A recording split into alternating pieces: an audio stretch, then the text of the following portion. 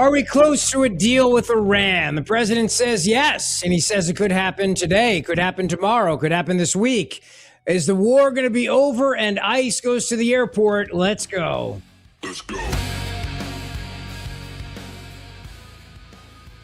Coming up later on the show today, Fox News Sunday anchor Shannon Bream will be joining us. I'm very excited to chat with Shannon about her new book. It seems like the war with Iran could be over soon, and I hope so. I really do. I hope it ends. I think they're trying to find an exit ramp here. I think they realize regime change is not going to happen, can't happen without boots on the ground or arming the people. It can't happen. It just can't occur. So you bomb the crap out of them. You've decimated the military, and you got to get out. Otherwise, you got to go all in. I think that's really what the realization is here now.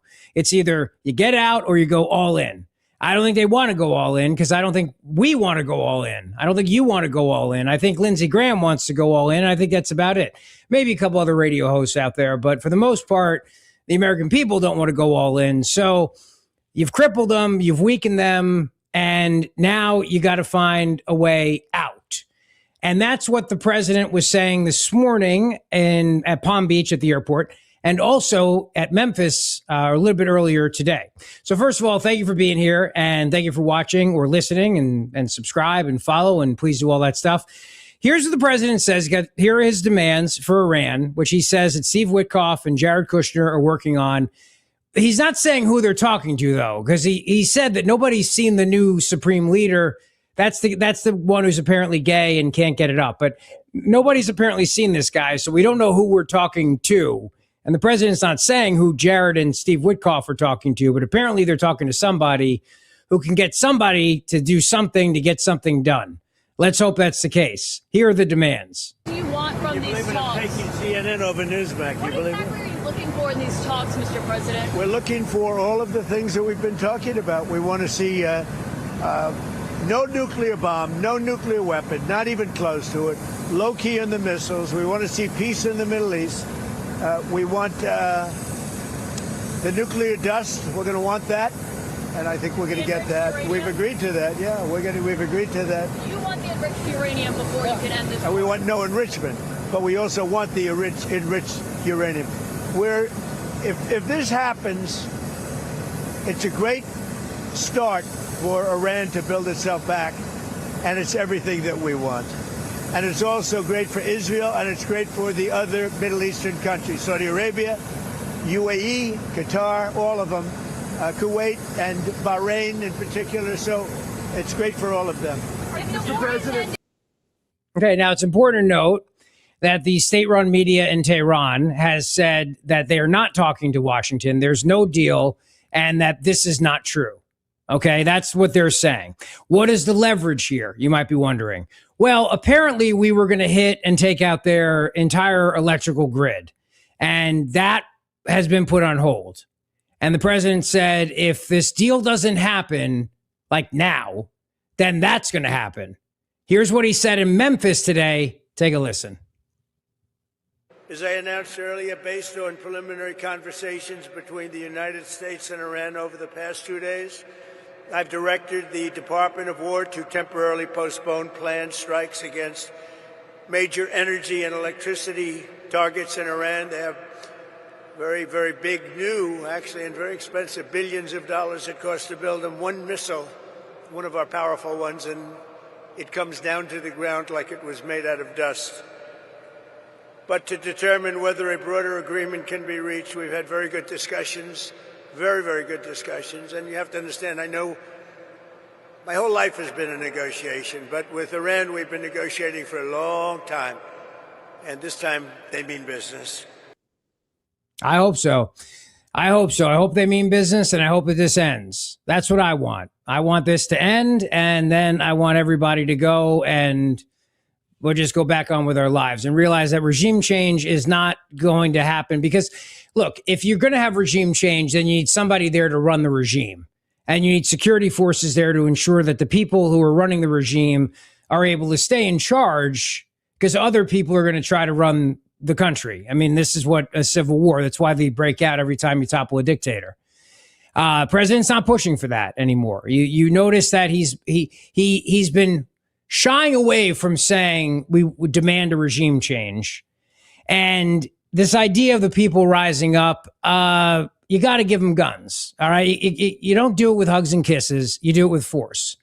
And unless we start airdropping weapons down there, and unless the people have some sort of ground force and then air cover, then that's not going to happen. So, all right, if what the president has said is true and that we've decimated them to a big degree, but then the news that came out over the weekend is that Iran has missiles that can go 2,500 miles.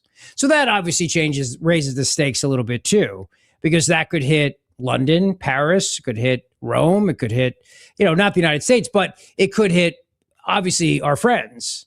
And that's something that has to be considered as well here. So there's a lot of reasons why you want to get this done, because gas prices are going up, oil's surging. Now, of course, today the market's been great with news of this. I mean, it's been fantastic. I don't know, by the time you're listening, maybe that's has changed, but that's why I don't really spend too much of my time discussing the market, because it goes crazy like on a dime, obviously. But this idea of oil flowing freely again and then moving through the Strait of Hormuz and everybody getting back to life, and we can focus on securing the country, getting the economy going, and then midterm elections, I think is what most people want, not named Lindsey Graham, who is, dead set on getting a regime change in there and getting in a new government and then running the place. And that's also a hill that is a very big hill to climb. And I don't think it's realistic. I don't think the president thinks it's realistic. So hopefully this will happen. And then hopefully that'll be the end of it. Now, on the other side of that is the battle over the airport and TSA, which I've said for years now, abolish the TSA, privatize the TSA, but that's not what this is about. Okay. That's not what this fight is about. This fight is about Democrats who don't want to fund Homeland Security and they don't want to fund ICE. Now, the president has raised the stakes again by saying he now wants Republicans to include voter ID, the Save America Act. He wants voter ID as part of any funding for Homeland Security, because he said voter ID and election security integrity is national security. Here's what he said. So I'm tying Homeland Security into voter identification with picture and proof of citizenship in order to vote. And those two items are the most important thing having to do with Homeland Security. So it should be part of the Homeland Security bill. And I'm requesting that the Republican senators do that immediately. You don't have to take a fast vote. Don't worry about Easter going home. In fact, make this one for Jesus, okay? Make this one for Jesus. That's what I tell them. That would be a damn good thing. The most important part of Homeland Security is voter ID and proof of citizenship. Nobody can vote on Homeland Security without voter ID or proof of citizenship.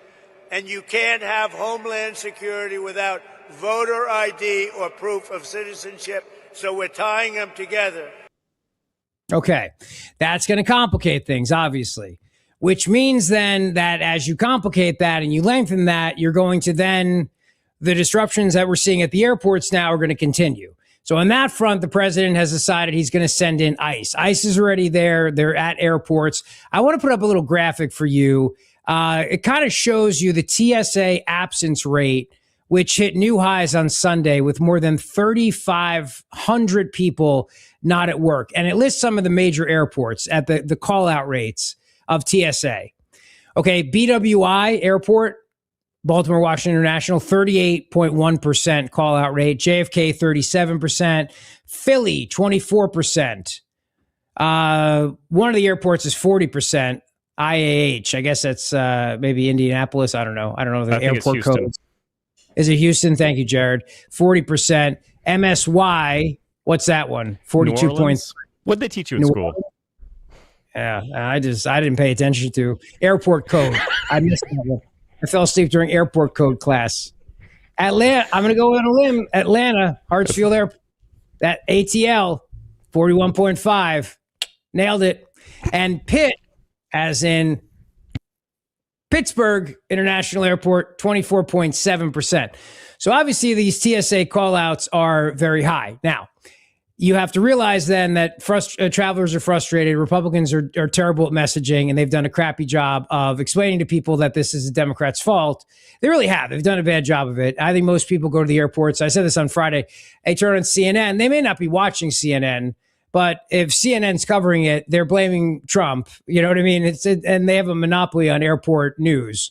So you have to get out there and explain things. All right. So the president said today, we're going to make sure that we have help at the airports. And what he said is, if it's not ICE, then we'll have the National Guard there. We'll do whatever we have to do, whatever is necessary to get these lines down, to get airports moving again, to get travelers going to where they have to go. This is what he said. It's great. Let him do that. And I want to thank ICE because they stepped in so strongly. They'll do great. And if that's not enough, I'll bring in the National Guard. We're not going to have the Democrats destroy our country. These people are the most destructive, sick people, the Democrats. And they're fighting for this. They're fighting for men and women's sports. They're fighting for transgender for everybody. Everybody go out, get your kid a nice operation, and change the sex of your kid. They're fighting think of it. It's true. They are. They're fighting for that. It's for your kids to be able to chop their boobies off and their little schlongs off. That's what they are fighting for. They won't go along with that.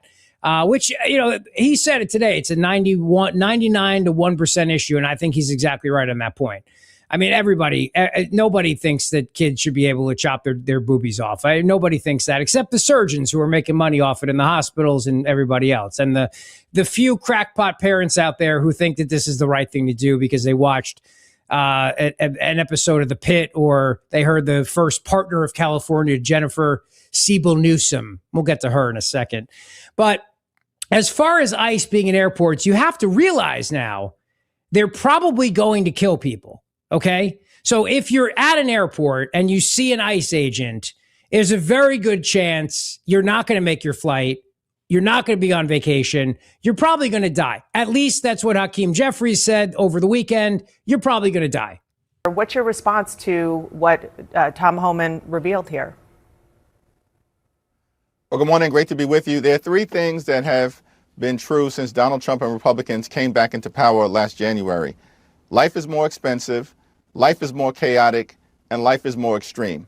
The last thing that the American people need are for untrained ICE agents to be deployed at airports all across the country, potentially to brutalize or in some instances kill them. We've already seen how ICE conducts itself. These are untrained individuals when it comes to doing the current job that they have for the most part, let alone deploying them in close exposure in highly sensitive situations at airports across the country. They're especially going to be killing the families going to Disney. No, that's not true. The adults going to Disney. And they should. Because if you're going to Disney without children, you have a psychological problem. So ICE should take you out. All right? That's my point on that. Just kidding. Just kidding. It's a little extreme. It's a tad extreme. Woman who cuts my hair goes to Disney with her husband all the time. I got to be careful. She has scissors by my hair, by my head. Like literally by my brain. So you should rent kids so that those people don't get lumped in. Yeah. Just for the day. Just have them standing by you, and then you can go your merry way, children. Go. Well, like when you ski, you split up so that one guy goes on they should give a kid for each family. Like you've got 3 kids, so you hand one to a Disney adult, they go through the line. I love that idea. Saves That's great. You the money. You get 2 freebies. Yeah. Done. Sign me up for that plan. I think you just saved Disney. You're not even CEO a week yet. Because you did become the new CEO of Disney, Jared, right? I think I read that somewhere. I don't remember the final vote. Jared is in. Maybe. So if ICE isn't going to kill people at airports, what are they going to do? Well, Fox News went to an airport where ICE was not killing people. What they were doing at the airports, though, apparently, at least in Fox News in ATL, that's Atlanta. See what I did there, kids? At ATL, they were doing this. We've been seeing these ICE agents out here today managing lines, helping with crowd control, just like Border Czar Tom Homan said they would. Here's a look at them this morning. And again, lines have been a little bit better the last few hours, but still unusually long as TSA workers continue to go without pay. Former DHS Secretary Chad Wolf said ICE is here because President Trump is frustrated, like the millions of traveling Americans. He's got two choices, which is the lines just continue to get longer as the Democrats continue to shut down DHS, or we find a solution and we look for other options here. And so having ICE or other elements of DHS surge into airports, it's really why the department was created, so that you could have a flexible workforce.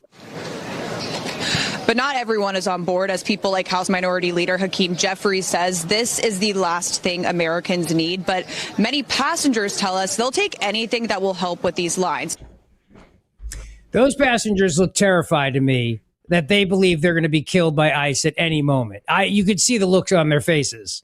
And I noticed a lot of the passengers are wearing masks, but the ICE agents are not.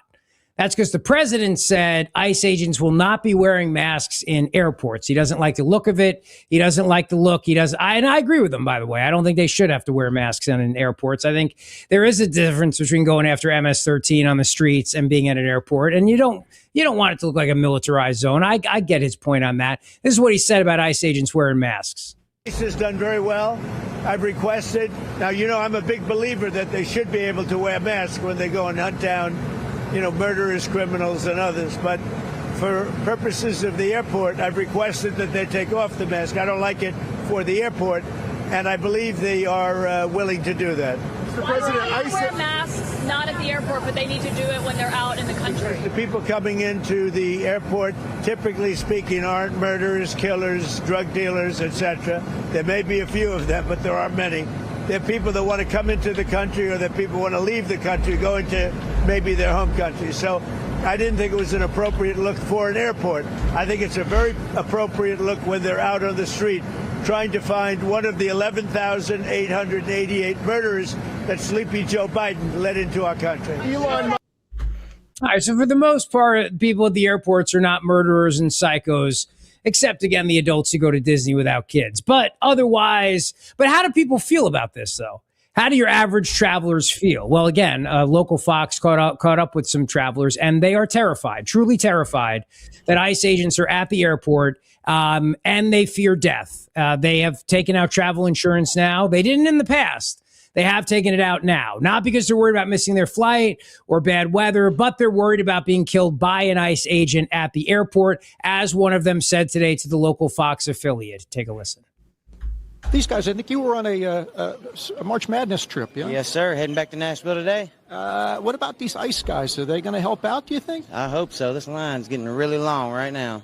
I hear that. Yes, well, enjoy that trip back to Nashville. Thank you, sir.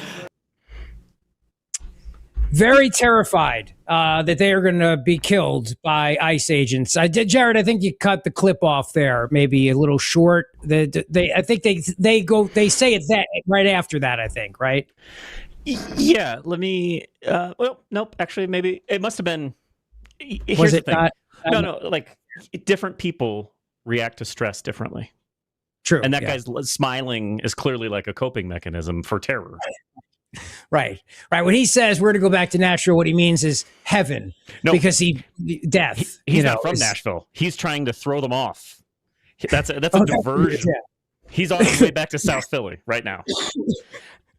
Yeah, he's like, no, we're having fun. We're good. And the ICE agents have trained. You can't see them. Right on him. Smile. Smile for the camera. Smile for the reporter. We're happy. Blink. Because you see the guy blinking several times in that clip. Here, play it again. You can see, if you watch closely, they're given coded signs that ICE agents have guns trained on them and are ready to kill. Here we go. Here, let's see. You look closely. The one guy's mustache, look at how it moves the mustache left twice. That is a coded message for ICE agents are going to kill us before we make our trip. So, Hakeem, all right, mate, you're on to something here. And the American shopping company is terrified. I love these guys, how they got all dressed up to go to the airport too. I think that's good. It's a nice look. You know what I mean? It's a good look. Bunch of guys just hanging out. We're gonna go hit the airport bar, all right? And the only ice I'm worried about is making sure I get some in my drink. All right, that's all I'm worried about right now at this point. Okay, pretty much. If you work at a hotel or airport bar and you see those two dudes coming, you know it's going to be a good day. Oh, yeah. You're like, oh, beautiful. These guys are here 4 hours early. That tab is just going to flow. And, I feel bad for the flight attendants, but not that bad because they're going to keep drinking on that flight. So everybody's going to win today. The house wins, baby. And that is the big story of the hour, brought to you by Dr. Mike Veneria, Veneria Dental. Go see him today for your perfect smile. 2 locations to serve you in Cinnaminson and Woodbury. Dr. Mike will give you a beautiful smile that you deserve. And you do deserve a great smile. So that's what you should have. And go see him today. All right? VeneriaDental.com. Now, this question, though, about voter ID and the SAVE Act, the Save America Act, requiring you show an identification. I actually posted something on Twitter about this over the weekend because I have bronchitis. I've been fighting this thing for a week now, and I had to go buy Sudafed, and you have to show your driver's license to get Sudafed. And my comment that I made on X, which I guess is kind of viral now, I think, let's see, as of this moment, 363,000 views, a lot of snarky replies to me. But I wrote, as I use my ID to buy Sudafed, which is ridiculous, I kept thinking how badly I feel for all those congested Black Americans and stuffed up married women who have to suffer with sinus pain and pressure because the other stuff is total fugazi. This is Jim Blow 2.0. That's what I said, Jim Blow 2.0. Now, got a lot of snarky responses to that, which is fine. I'm okay with it. But it is ridiculous that apparently all these people can't buy Sudafed. It's also ridiculous I have to show my ID to buy Sudafed in the first place, but that's for another show. But when it comes to the idea of finding your birth certificate, apparently nobody can find theirs. Not even Chuck Schumer, not the gang on MS Now, Morning Joe. These things are the hardest thing to find, apparently. Birth certificates, impossible. Take a listen. About voter ID, Mike. Let me ask you a question. Could you find your birth certificate? No, I couldn't. Could you find your birth certificate today? And it's required. This is, Trump said it. He said, this is the way I win. He knows he's getting killed. It's to bag an election. It's to cheat and steal the election in a different way than he did in 2021. I'd like to ask you a larger question. Can I say, on this SAVE Act? Sure. You can't even use military ID. And here's what happens. Just a minute. I wrote an op-ed. It's in the New York Times. Can I show it? It's a good one, Senator. It's a good one. Of course you can show it. I hope people will read it. This is your table. I haven't seen it here. I wrote an op-ed in the New York Times. He pulls up the New York Times and he shows everybody the New York Times on the set of Morning Joe. Because nothing, he's a prop comic like Gallagher. He's got to have a carrot top. The ridiculousness over this issue of finding your birth certificate to be able to prove who you are, you need that for a passport. We just got passports for all of our kids, and we had to get their birth certificates.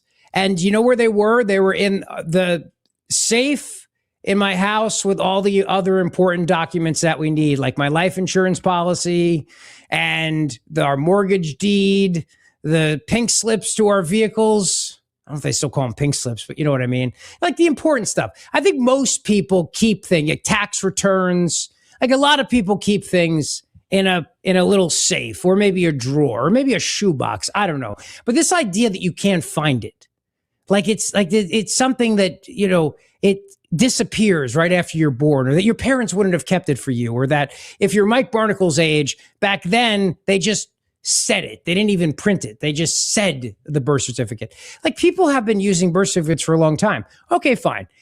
I'm sure that they can find a remedy if you can't find your birth certificate. There has to be a workaround. Like, you have to be able to prove you were born.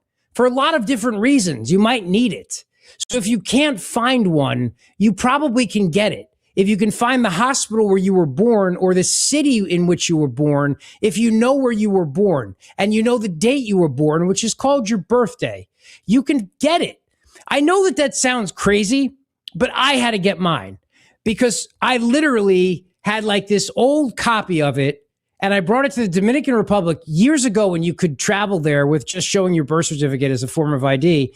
And I lost it. I lose everything. I lose things all the time. So I had to call up the hospital. I had to I had to ask my mama Zeoli, Mom, what date was I born?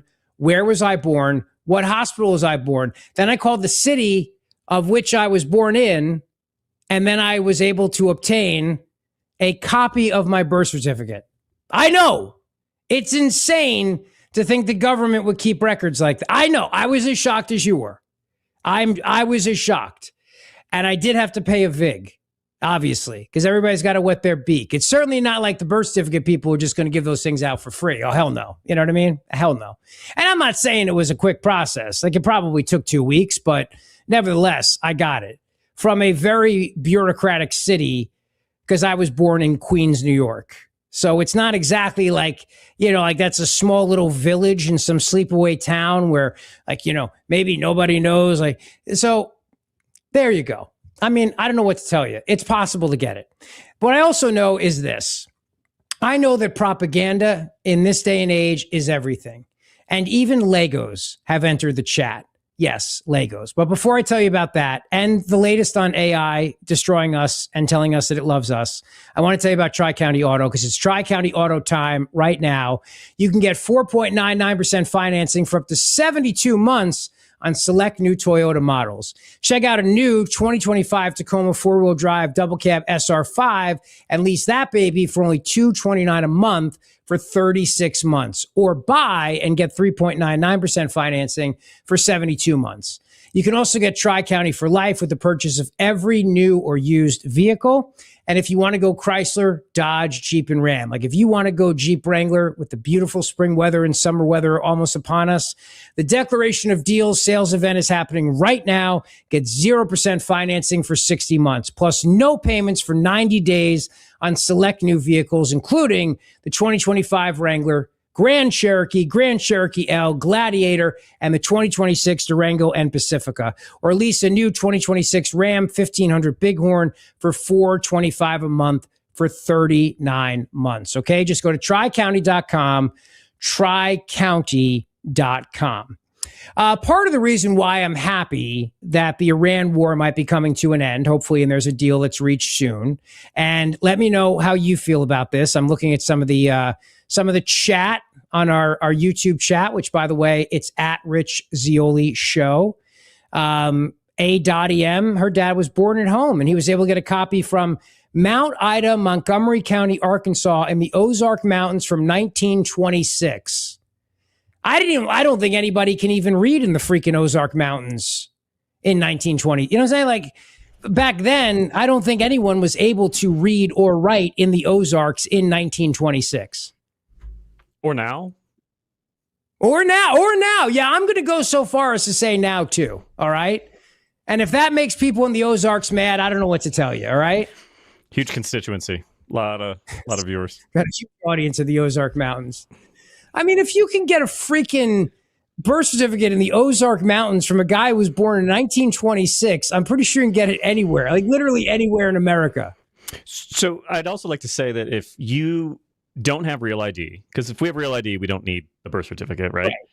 Right. And you know you don't have real ID and you don't know where your birth certificate is, you got 2 years. Like, you got plenty of time to get it, you know? Right. Yeah, you can get it. You could just have to figure out, like, how many people out there really wonder where they were born? Are there people out there that don't know where they were born or what day they were born? Do you think there are people like that? I mean, I guess there's kids in like orphanages, maybe, in the movie Annie. I don't know. Like, but I mean, it's 340 million Americans. Yeah, somebody, but not. There's somebody out there is walking around like, I don't know what day I was born. I have no freaking clue. I don't know. I was left in an alley. And these people found me, and they never formally adopted me, and so I don't have a name, I don't have a birthday, I have no town, I got nothing. I've been walking around my entire life with no identity whatsoever. There is probably somebody like that, I would imagine, but otherwise, even people who get adopted get new birth certificates, you know. So, like, I have 2 of them with birth certificates with their names on it. So, just saying, you know, there's that too. It's not like, you know. But then there's people who are just idiots and don't know what day they were born or choose to forget, like me. I just choose to pretend like it's never happened. For my birthday when I was a kid, I used to love getting Legos. I did, loved them. And my son Patrick went through a big Lego phase. He still plays with Legos a lot. Reagan's really into Legos right now. Claire never got into them as much. She had a little Duplo phase, but loved the Lego movie, loved the Lego Batman movie in particular, which I would argue that Will Arnett, who plays Batman, far superior Batman than Ben Affleck, George Clooney. Like, he does a great Batman in the Lego Batman movie. If you've never seen it, it's definitely better than either of those versions of Batman. And it's animated. So, and I would say the funniest Batman as well. Oh, yeah, easily. Like, he eats baked Alaska, just eats the lobster, the shell, and everything because he's Batman. He's not going to de-shell a lobster. He's just freaking eat it. You know what I mean? Yeah. It's Batman. And, I mean, honestly, the Lego Batman movie moves too. It's well paced. It's great. It's a great film. Cinema. It really is. It's really funny. And the joke at the beginning is MacGuffin Airlines. I love that. It's a nod to Hitchcock. But Legos have entered the propaganda wars with Iran using Lego memes now to go after the United States of America. So I was reading the newspaper over the weekend, how Lego became a go-to meme of the propaganda wars. Throwback messaging using toys and video games with a dash of AI is lowering defenses and opening new avenues for the information wars between rival states. And they have a Lego Trump and a Lego Netanyahu and a Lego Satan launching a rocket. So we'll play the video for you a second of what they created, but it was a Lego-style President Trump launching a missile strike, and then they used stuff from the Lego movie, which was a hit a decade. And you got to remember something. There's Lego theme parks nowadays. Lego is killing it. I mean, Lego, it makes, I think, $13 billion a year is what they make on average. They still, to this day, crush it. The Lego store in New York City, I see it a lot. There's lines out the door. But it has now become something that's being used in propaganda. China also using it. They did it during COVID as well. They used Lego. They're calling it Lego-ganda. Lego propaganda, and it's quickly gaining momentum at a time when viral images of war can shape public opinion. China used it for public relations during COVID. Last year, Russia and its allies used it to sway Moldova during their elections.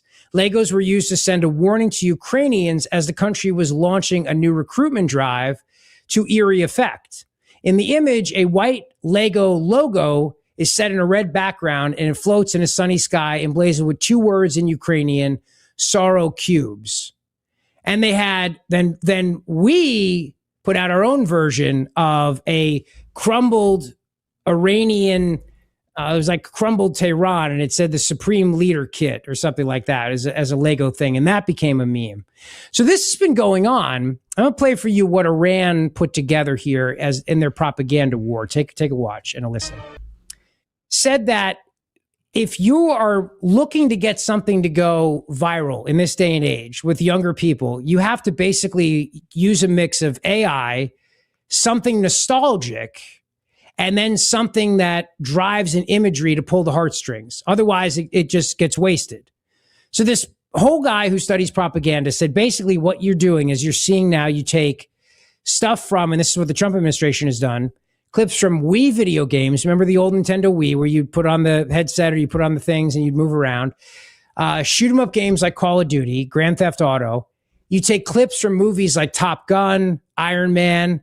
You throw in music, AC/DC, and then you put out these things out there. And the White House also using this. This guy who wrote the book Propaganda said, it's a narrative operation using a shared cultural vocabulary to reach a specific demographic, namely anyone who has played first-person shooter games, seen these movies, and the whole idea of it is by the time the audience registers what they're actually watching, the emotional framing has already been set.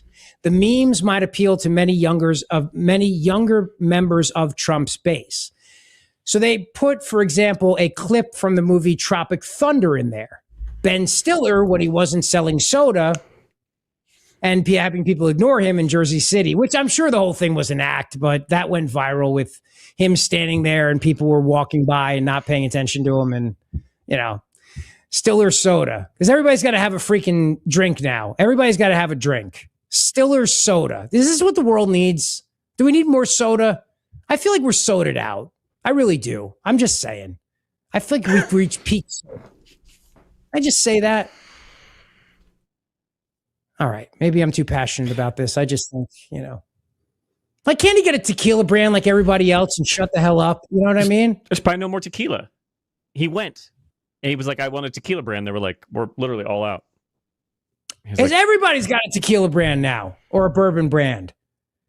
Bob Dylan's got a freaking bourbon brand now. Everybody's got it. Sammy Hagar was the first. I think he started it. I think he started the trend of celebrities buying booze. Celebrity wine, lots of beer.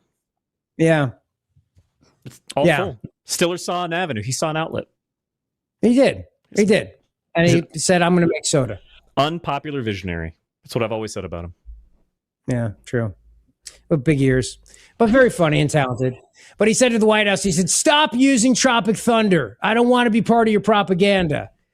They put out another video where they were bombing Iran and had Tom Cruise dancing in it. This is this new era of propaganda that we're seeing right now. They'll put superheroes in there and they'll do these other things in these propaganda things too. Absolutely 100% done that way for a reason, to appeal to people emotionally speaking. Now, the other thing is regarding artificial intelligence. One of the things that AI does to you is AI makes you feel really good about yourself. AI makes you feel really good about yourself. This way, you wind up believing your own BS. And so there's now a movement among people to keep you mentally sane, to tell AI to stop basically saying how wonderful you are all the time and how you can do everything that you think you can do. How I stop AI from telling me what I want to hear. If you go into AI, it's basically programmed to be a sycophant for you. And the problem with that is, for a lot of people, they're told that they can do these things that are completely unrealistic. So now psychologists are realizing there's a culture of people who are being told by AI that they're wonderful, and it's validating their own ideas of themselves. However, they're not really that wonderful, and they don't really have a game plan how to achieve wonderfulness. And so that's the problem that they have, which is that AI is making them think that they're better than they really are. So this one woman came up with a really novel idea. I'm going to have AI push back on myself and start giving me some suggestions on how I could accomplish things in life versus just telling me how freaking wonderful I am. You know what AI has become? It has become the participation trophy. The participation trophy that you used to get as a kid.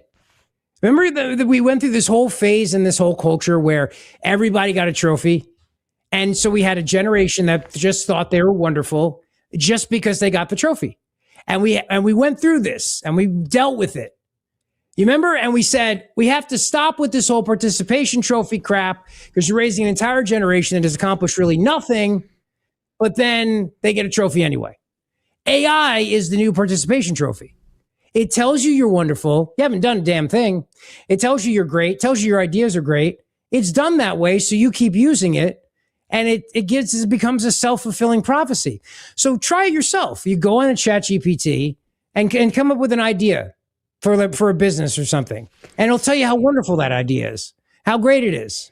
It'll tell you everything you want to know about yourself and love about yourself. Now, I bring this up because there's a whole generation of people that are growing up with AI as their participation trophy, making them think that they're amazing. And what I worry about is that at some point, we're going to have a look into their campaign finance reports and find out that they spent $19,000 on psychiatrists for their campaigns, like Alexandria Ocasio-Cortez, who spent $19,000 in campaign cash on a shrink who specializes in controversial ketamine therapy. Now, I just want to say for the record that I think that psychiatrist should get her money back. I don't know if there was a money back guarantee. You know what I mean? I think there should be, Jared, don't you think? Like a money back guarantee.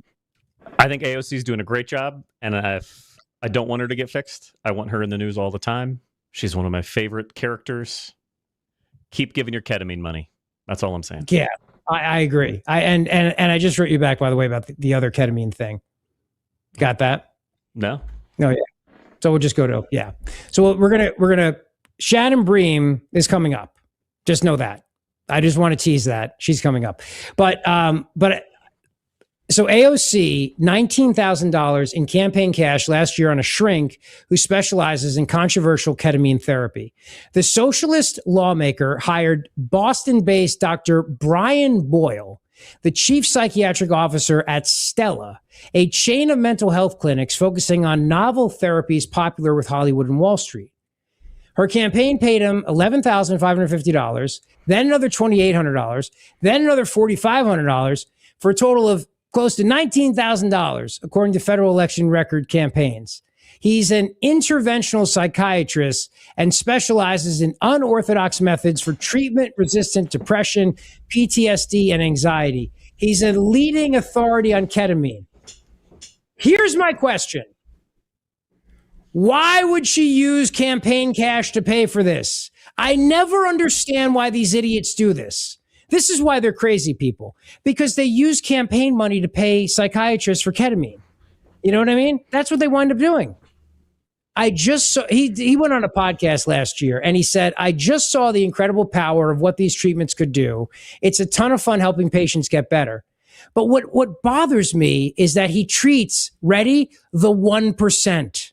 Yes, his clinic offers treatments popular with the 1%, like stalactite ganglion block, which is an anesthetic injected into a nerve cluster in the neck to calm the body's fight or flight mechanism.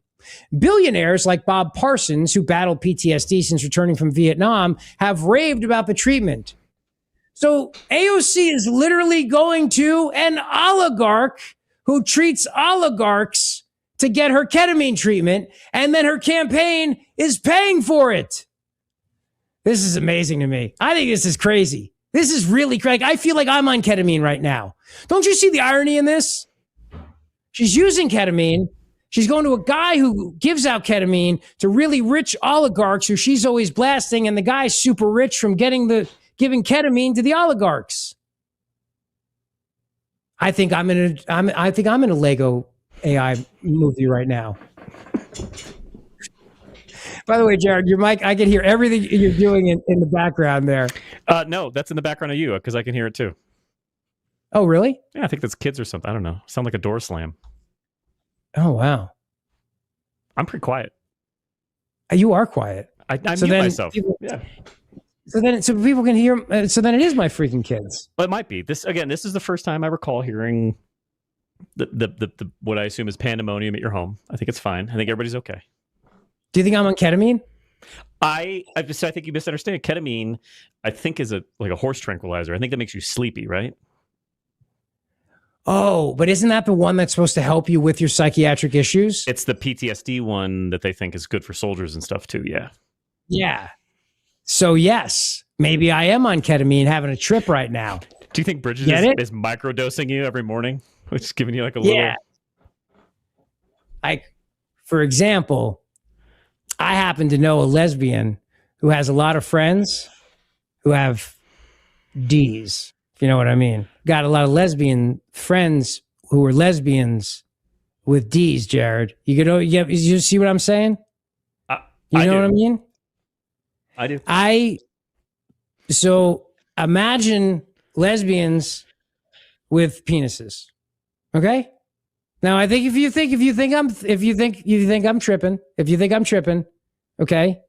Maybe I heard this somewhere. Here we go. Hey, where are the white women at? And the idea that I have to get up here and say that trans women are women and that's what I have to use my time to do is absurd. Shame on you.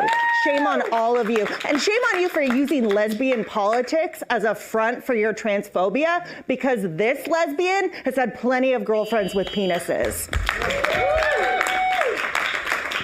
So just a comment. Thank you. I rest my case. Okay? I rest my case. I'm not on a ketamine trip. No, This is very real. And that's also why I want to tell you about our wonderful sponsor of this segment, who's really happy that I'm transitioning from that and transitioning into this. No pun intended. But the weather may have transitioned your home into a war zone. Like, really, it may have made it very, very difficult for you to have a beautiful house because you've had so much damage because of the winter. That's okay. Emmons Roofing and Siding is there to help. And Emmons will come in and fix your roof, fix your windows, fix your doors, whatever the problem is, Emmons will help. And unlike a lot of these other contractors out there, these roofing companies and others that will take your money and then you'll never see them again and then they're gone, Emmons won't do that. No, they're honest as the day is long. That's why I've used them for over 12 years in 2 different homes. And you get a lifetime warranty on the roof. Lifetime warranty on the Owens Corning shingle, the best in the business. So if you need a new roof, you'll have that lifetime warranty on the materials and the workmanship. And if you want to use American-made products, and you should, that's what Emmons specializes in. American doors, American windows, American built, and put in by great people. That's what Emmons is all about. So just go to emmonsroofing.com, emmonsroofing.com. Tell them I sent you. And don't forget, they have a bathroom remodeling division. And if you want to know how beautiful the bathroom is, you can go on their Instagram and see the pictures of our bathroom, which looks fantastic. It really does. They did a great job, fantastic job. And I'm very proud to work with them, emmonsroofing.com. Jared, we have another, that was a professor, by the way, from CSU. I don't know where CSU is. Like airport codes, I don't know college codes. You know that one? I assume Colorado State University, but it could also be CSU, like Central South Dakota. I don't know, but I assume Colorado State. It could be just like one of those minor schools that, yeah. But I assume. All right. CSU is 99% of the time Colorado State. Like Atlanta is 99% of the time Atlanta Airport, but maybe once in a while it's not, and you wind up in a different place. And you're screwed. You gotta inspect. You gotta really look at that ticket stub. You gotta look at that ticket. But by then you've been shot dead by ICE anyway at the airport, so don't worry about it. You're good. An unmasked ICE agent. Here is an unhinged 31-year-old single leftist who posted a bizarre rant fantasizing about what she and her comrades would do when Trump dies. This is the tolerant left. I want to share this with you because you might be wondering to yourself, how are those young, college-educated, white liberal women doing today in America? Maybe they need some ketamine. Maybe they could use a little bit of AOC's.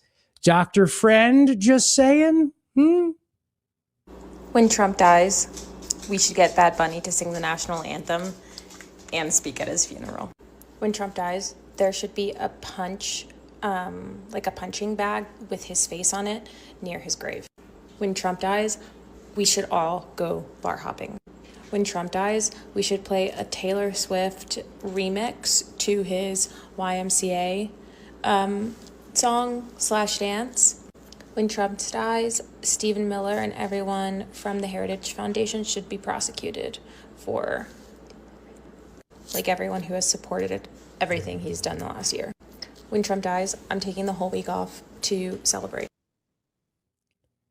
Guys, she's single. So if you're looking for somebody who, I just that level of obsession about somebody's death and all the ways you're going to celebrate and fantasize about it. But she's single. I'm just saying. I know there are some single guys out there in the Zeoli army who are looking for a nice. That's a girl you take her home to mom, Jared. That's a girl you take home to mom. If you want mom to never speak to you again. I've done worse, honestly. Or honestly, if you took her home to my mother-in-law, maybe my mother-in-law would have said, marry this woman. But instead of that's because my mother-in-law didn't want me to marry her daughter. So there was that, What I love about that clip, Rich, is that it's clear that she didn't write it down. It's almost like a journal. It's 8 different clips. Like, she couldn't just think of 8 things. She had to think of them through the day, and then every time bring out her phone and document. When Trump dies, I want to. Oh, all right, I forgot about that, and I forgot about that, and oh my gosh, and that too. Oh my gosh. Yeah, it was. She's very pretty though. Very pretty girl. Very stable. Very stable. Very stable. Definitely doesn't live in Brooklyn. No. Why would you think that? Now, Jared, you like the show The Pit. You said you think it's a good show. I've never seen it, but it is on my list. Huge fan, A+. Yep. All right. Now, you said that what they do is they bring in relevant cultural topics into the show. Yeah, earlier this season, there was somebody whose daughter had measles, and then the son had got measles, and the mother didn't want them to do things because she thought that measles, that they'd recover from it. And the son ends up getting, tragically, whatever. All right. So basically, The Pit now decided to do an immigration-themed episode. And what they did in this episode is they had ICE agents confront healthcare workers. Now, the problem I have with this is because I spend a lot of time, as you know, in the emergency room. Like, if anyone has been a frequent flyer in the ER, it's this guy. Okay? That's what I'm saying.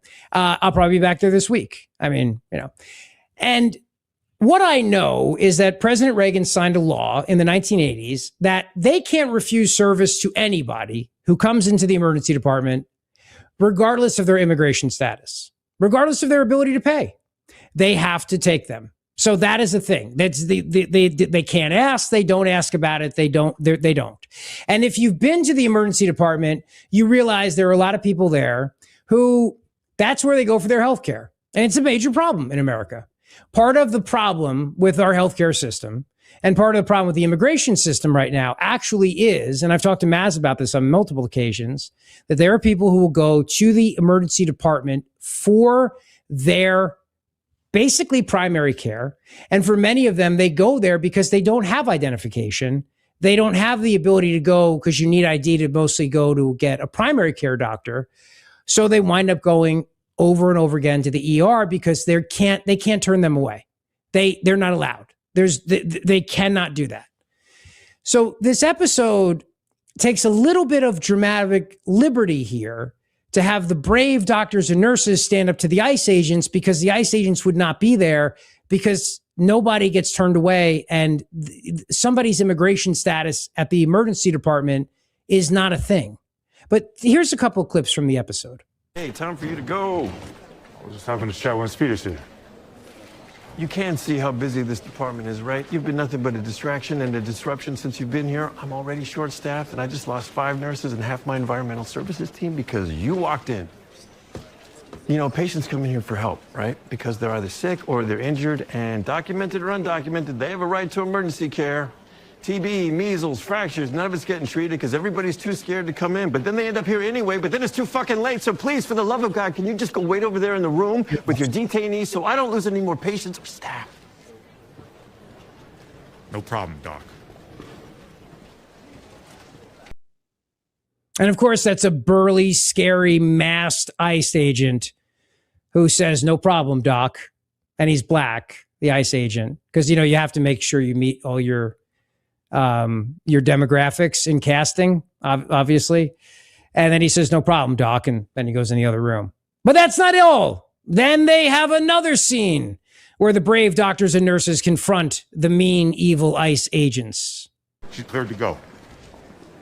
But hold on, she needs to sleep. It'll only take a minute. We're leaving. Hey, man, you're hurting her. Jesus Christ, what's going on now?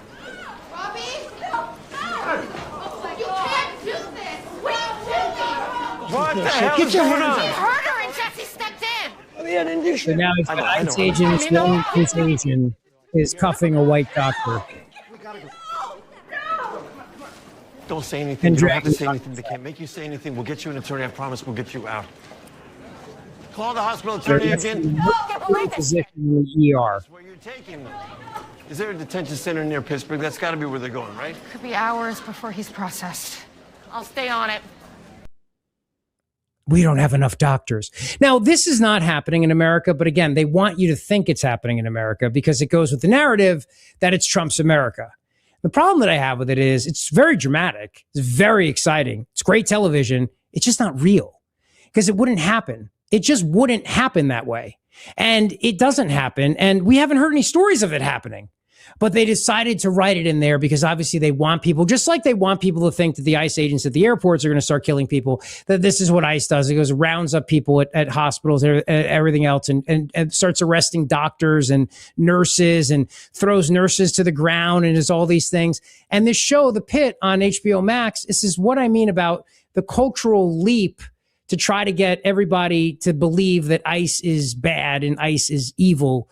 And it's not true. But this is what these ICE agents are up against. You know what I mean? This is what they're up against. They're up against a culture that keeps saying that they're the bad guys and they're the problems. And it's very tough for them in this moment right now. All right, before I get out of here, and we're going to throw it to our Shannon Bream interview, but if you're listening on 1210, you're going to have to wait for that. But Jared, before I get out of here, I do want to ask you a quick question. You know that graphic we have about AI? And it's the one that says AI should write your next customer complaint. So, you know what's fascinating about that is that apparently when people write letters to complain about, say, whatever it is, they lost their luggage, they had a problem with a bill or something, when the AI writes it for them, they tend to get a higher success rate than if they write it themselves. Does that surprise you? No, I guess it does. That does surprise me. Yeah, that I would think that the passion from people would help. I think you're right. And then I started to realize that maybe it's the passion that gets in the way. You know, like they write it too emotional and not logical enough because they're so, I mean, you think about it, when you write a complaint, you're pretty ticked off to do that, don't you think? I mean, like in that moment, you don't take time to review somebody when it was like meh. Like you're either very, very happy or very, very upset. Right. Exactly. So maybe you're too passionate, you're too emotional, and then if you put it into the chat GPT, it'll calm you down and make you sound like a reasonable human being that somebody on the other end wants to deal with, versus a lunatic who they're like, F you, I'm not helping you. Also, it probably flatters them. What a great idea. You guys are so good at your jobs. We love you so much. No. Oh, right. Because the AI flatters us. Because the AI loves to kiss up to us. That's right. As part of its secret plot to overthrow us. You're right. All right. Without further ado, we'll go to our friend Shannon Bream, the host of Fox News Sunday, and we will play that for you, and then we'll be back on the other side. All right, it is so great to welcome to the show the anchor of Fox News Sunday. I watch it every week. You watch it every week. And now the author of an incredible book, Nothing is Impossible with God. Of course, the one and only Shannon Bream. Shannon, welcome to the show. Thanks so much for joining us. Rich, thank you for having me. Oh, it's my honor. You are a #1 international best-selling author, and of course, the anchor of, I think, one of the most important shows on Fox News Sunday.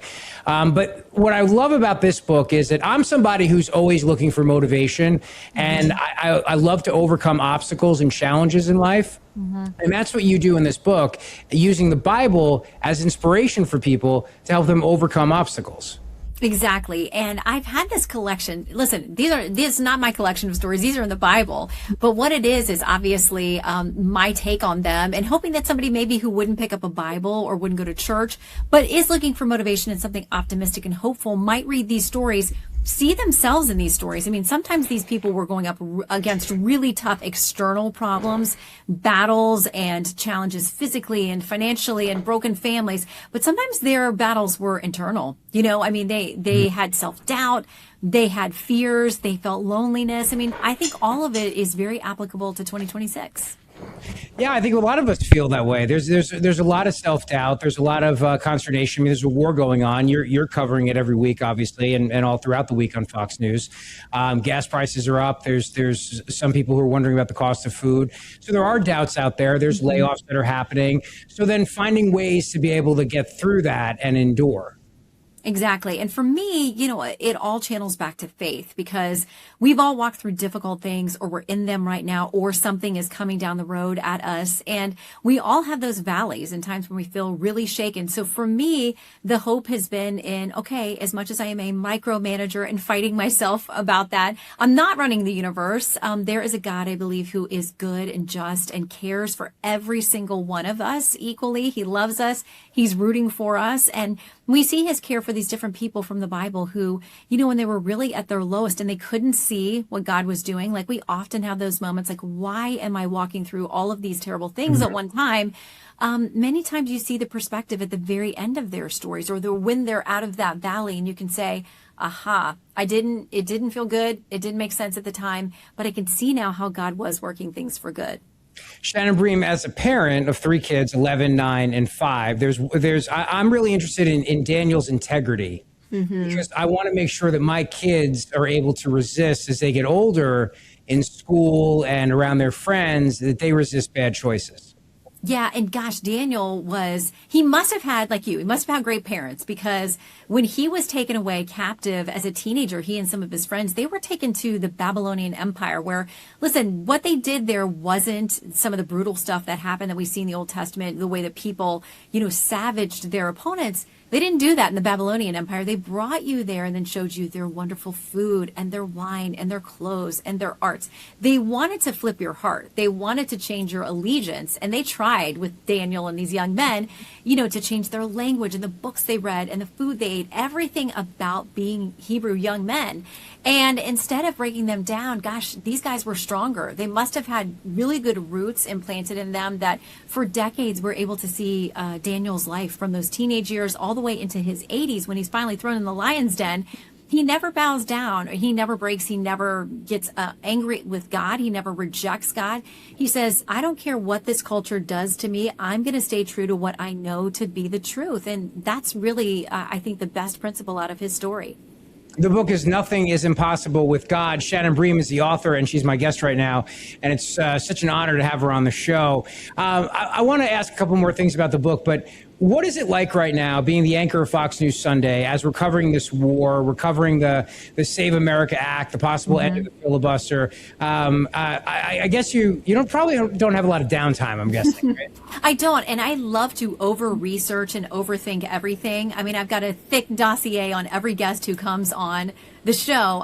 I have a fantastic team that helps me with that, but I really go kind of overboard with it because I want to know, how did you feel when somebody else was in charge? How did you vote when someone else was, calling the shots?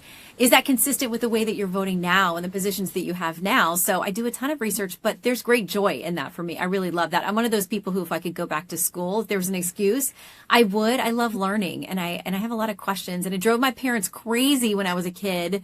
I never shut up, but I just tell them, I actually get paid to do that now, so I'm grateful. So holding people to their consistency is one of the things I love about you, because you do that and you don't let people off the hook. If they said something when it was the president of their party and now they're flip-flopping on it this time around, and you call them out on that. Is it challenging sometimes to have to call out people on the conservative side of the aisle? Yeah, either side, there's going to be some level of discomfort. And I've had guests on both sides of the aisle walk away a little bit miffed, but always willing to come back. Because I think at the end of the day, they know it's a fair question and it's a fair ask. And I'm going to give them a chance to explain themselves. And listen, people evolve on political issues. They do it on the left and the right. I just want to know what goes into that, what's behind their thinking. And listen, Washington is a game. We know a lot of people do things that end up trading votes and getting them to something they ultimately want to get to. And sometimes that requires compromise from a position they've held in the past. So I think we can all respect that if you're transparent about it. But yeah, I've had guests on both sides of the aisle either say they had a great time or, they leave a little bit abruptly, but we've never had anyone say they wouldn't come back. Well, I think it's because of your personality. Before you came on the show today, I texted our mutual friend, Dana Perino, and I said, Shannon Bream's coming on later. And she said, she's angelic. That was so I feel the same way about her. I think that's fair to say that she certainly is, no doubt about it. So that's part of the reason why you come back. You respect people. So that brings me then, and this is how we can also intertwine this with your book, Nothing is Impossible with God, Shannon Bream.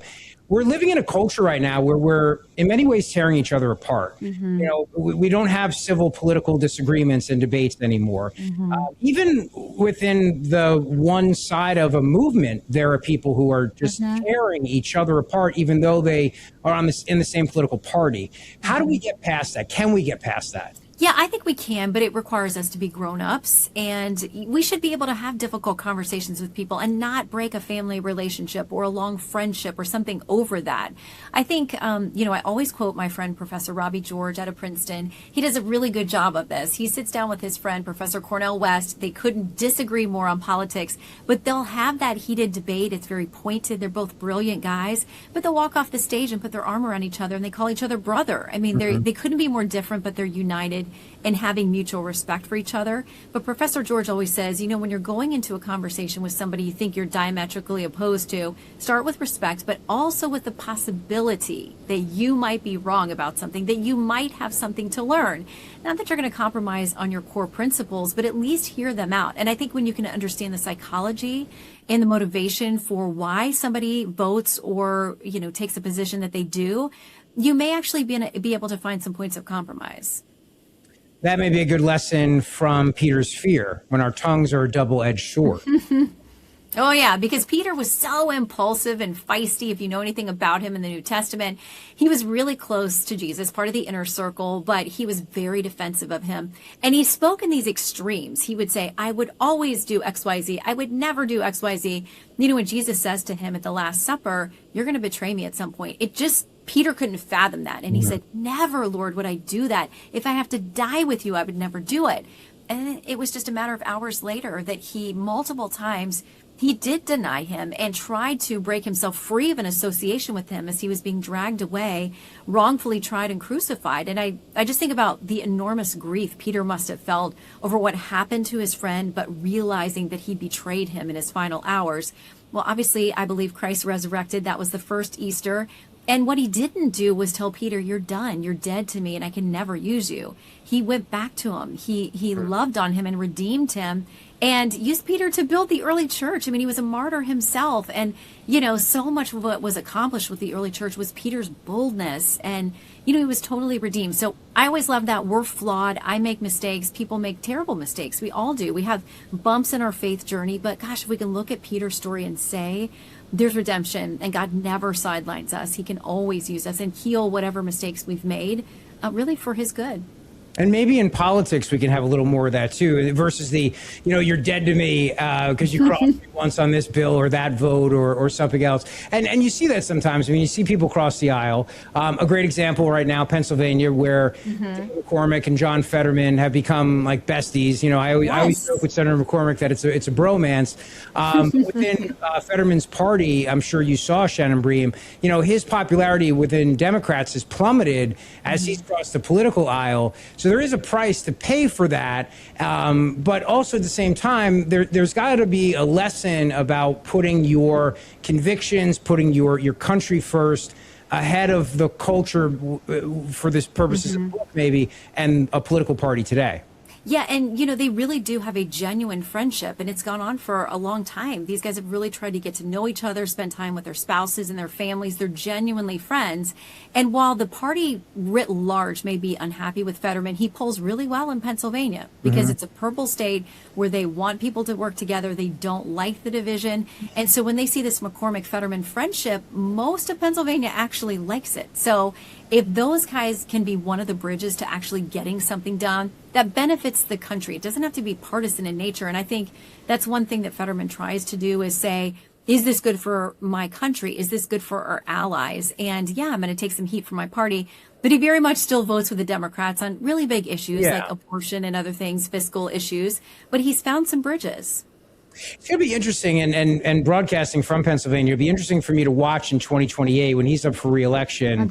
And it'll still be, I mean, until the census, the must-win state. So it will be interesting to see what he does. I don't know if he survives a primary, but a general election he can win, no doubt about it. It's a question of can he get past the primary, though. Yeah, great point. It is, because within the party, just like Republicans are having some of their own internal squabbles, and more broadly the conservative movement, that's definitely true for Democrats too. You see it in these primary battles all over the country, these early ones, where they've got super progressive candidates, they've got more mainstream establishment candidates, and it's really interesting to see in which districts and in which states, which flank of the party is being successful. All right, before I let you go, for a lot of people, dealing with social anxiety requires alcohol, which I have no problem with. He's turned water into wine at Cana. I mean, you know, he did. Big fan. But there's also another way to conquer social anxiety, because I have a little bit of that. And then I read that Moses had social anxiety. So the guy was able to part the Red Sea. Right. If that guy has social anxiety, maybe I can have a deep breath and just enjoy a cocktail party, huh? You know, exactly. But listen, our cocktail party is the worst. Like, my husband's like, we don't know people, we are not going. We're not great at the small talk and getting cornered and all of that kind of stuff. But yeah, Moses, we know him for doing these amazing things, confronting Pharaoh and leading the Israelites out of slavery in Egypt. That was a heavy task. And although I think he did have some fears there, we saw him go again and again to confront Pharaoh. But where we see him expressing some real apprehension is, you know, when God told him to go to the leaders of Israel and say, this is what I've mapped out, this is what you're going to do. He almost seemed more worried about arguing with his own people and leading his own people. That social anxiety, will they follow me? Am I going to be a good leader here? Versus confronting Pharaoh. So we do see his faith journey grow through that, because listen, it's in our weaknesses that God is proving his strength, and he gets the credit, because it's a lot of things we couldn't do by human strength. Just like all of these overcomers in this book, I mean, he's the one who makes it possible. Nothing is impossible with God. 11 heroes, one God, endless lessons in overcoming. Shannon Bream, anchor of Fox News Sunday, thank you so much. It's been a real pleasure, and congratulations and best of luck with the book and your continued success. You are really an amazing person. Oh, thank you very much, Rich. I hope to see you again soon. Me too.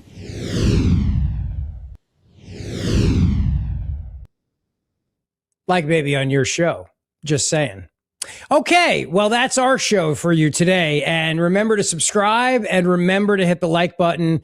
And we'll be back tomorrow. We have stuff we didn't get to today, including the most annoying clip of the first partner, Jennifer Newsom. But I think we'll have to save that for you tomorrow. It's worth it, and I can't rush through it. So have a great rest of your day today. Thanks so much for watching, listening. Tell your friends, tell your enemies, and thank you.